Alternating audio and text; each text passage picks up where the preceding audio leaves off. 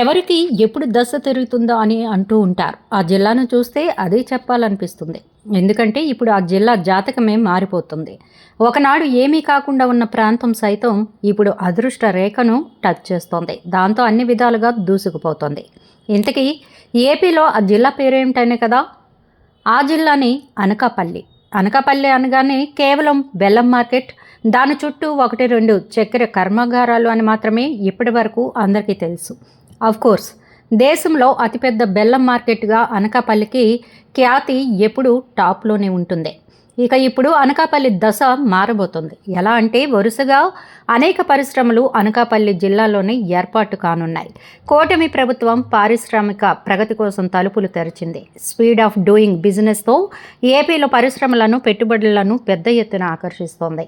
ఈ విధంగా కూటమి ప్రభుత్వం అనుసరిస్తున్న విధానాలు ఏపీలో ఎక్కువగా అనకాపల్లికి లాభం కలిగించేలా ఉన్నాయి. దానికి కారణాలు కూడా ఉన్నాయి. అవి మౌలిక సదుపాయాలని చెబుతున్నారు. విశాఖ పక్కనే అనకాపల్లి ఉండటం ఒక అదృష్టమని చెప్పాలి. దానివల్ల విశాఖ మౌలిక సదుపాయాలన్నీ అనకాపల్లికి అచ్చంగా కలిసి వస్తున్నాయి. అదే సమయంలో విశాఖ ఇప్పటికే పారిశ్రామిక నగరంగా పీక్స్కి చేరింది. అక్కడ ఎప్పటి నుంచో ఎన్నో ప్రభుత్వ, ప్రైవేటు పరిశ్రమలు ఉన్నాయి. ఇంకా కొత్తగా పరిశ్రమలు రావాల్సి ఉన్నా భూముల కొరత అయితే ఉంది. దాంతో ఆల్టర్నేషనల్గా అనకాపల్లి మారుతోంది. ఈ అవకాశానికి అనకాపల్లి చక్కగా వాడుకుంటోంది. విశాఖలో ఉన్న ఎయిర్పోర్ట్, సీపోర్ట్, అలాగే రోడ్డు, రైల్ కనెక్టివిటీ, మెగా సిటీగా ఉన్న గుర్తింపు అనకాపల్లికి కూడా ఎంతో గొప్పగా ఉపయోగపడుతున్నాయని చెప్పాలి. విశాఖకు ఉక్కు నగరం అన్న పేరు స్టీల్ ప్లాంట్ ద్వారానే వచ్చింది. అయితే ఇప్పుడు అనకాపల్లికి కూడా 2వ ఉక్కు నగరంగా మారబోతోందట. అక్కడ మిట్టల్ ఉక్కు పరిశ్రమ ఏర్పాటు కానుంది. అది కూడా భారీ ఎత్తున.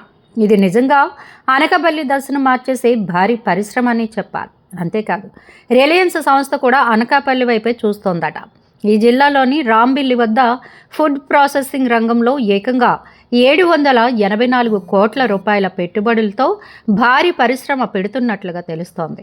ఇక ఈ కంపెనీకి ప్రభుత్వం కూడా 30 ఎకరాల భూమిని కేటాయించింది. మరోవైపు జీక్యూ అనే సంస్థ టెక్స్టైల్ పరిశ్రమ కోసం భారీగా పెట్టుబడులు పెడుతోందని చెబుతున్నారు.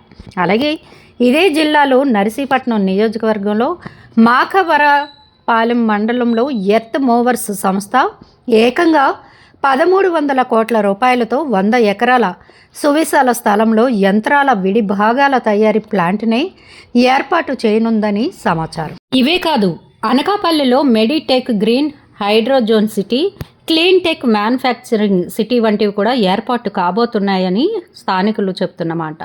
అనకాపల్లి ఫ్యూచర్ ఇండస్ట్రియల్ కారిడార్గా అభివృద్ధి చెందుతోంది. దానికి ప్రధాన కారణం భూములు పెద్ద ఎత్తున అందుబాటులో ఉండటమే. అంతేకాదు విశాఖపట్నం వైపు చూస్తున్న పారిశ్రామికవేత్తలకు పక్కనే ఉన్న అనకాపల్లి జిల్లా అందుబాటులో ఉండటం కూడా అని చెప్తున్నారు. మొత్తానికి చూస్తే విశాఖతో పాటుగా అనకాపల్లి జంట నగరంగా అభివృద్ధి చెందే రోజులు దగ్గరలోనే ఉన్నాయని అంటున్నారు విశ్లేషకులు.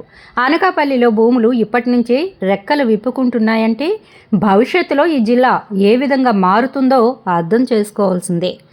మా వీడియోస్ కనుక మీకు నచ్చినట్లయితే లైక్ చేయండి, షేర్ చేయండి, ప్లీజ్ సబ్స్క్రైబ్ చేయండి.